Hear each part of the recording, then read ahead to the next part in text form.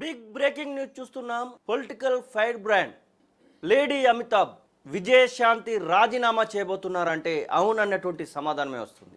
తను ఎమ్మెల్సీగా పదవి ప్రమాణ స్వీకారం చేసి సంవత్సరం కావస్తా ఉంది. ఈ సంవత్సర కాలంలో విజయశాంతి ఎక్కడా కనబడ్డటువంటి దాఖలాలు లేవు. విజయశాంతిని కాంగ్రెస్ పార్టీ మైలేజ్ కోసం వాడుకుందామని అనుకుంది. కానీ ఎమ్మెల్సీ కట్టబెట్టినప్పటికీ కూడా విజయశాంతి ఎక్కడా కూడా కనబడట్లేదు. విజయశాంతి ఎక్కడా అని వెతుక్కునేటువంటి పరిస్థితి వచ్చింది. ఇటు మండలి సమావేశాలలో కనబడట్లేదు, ఇటు పార్టీ కార్యక్రమాలలో కనబడట్లేదు. కార్యకర్తలకు సంబంధించినటువంటి విషయంలో కలుస్తున్నటువంటి సందర్భాలు కూడా వేళ్ల మీద లెక్క పెట్టచ్చు.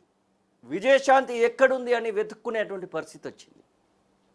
ఎమ్మెల్సీ ఇచ్చి తప్పు చేశామా అనుకునే విధంగా విజయశాంతి తీరుందంటూ కాంగ్రెస్ పార్టీ నేతలు కొంతమంది చెప్తా ఉన్నారు.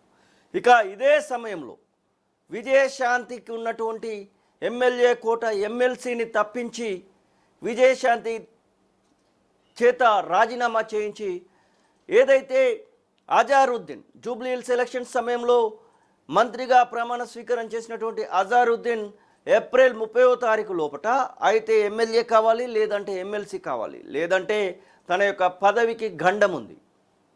అందుచేత విజయశాంతి చేత రాజీనామా చేయించి విజయశాంతికి ప్రస్తుతం ఉన్నటువంటి ఎమ్మెల్యే కోట ఎమ్మెల్సీని అజారుద్దీన్కి ఇవ్వబోతున్నారనేటువంటి ప్రచారం జరుగుతూ ఉంది.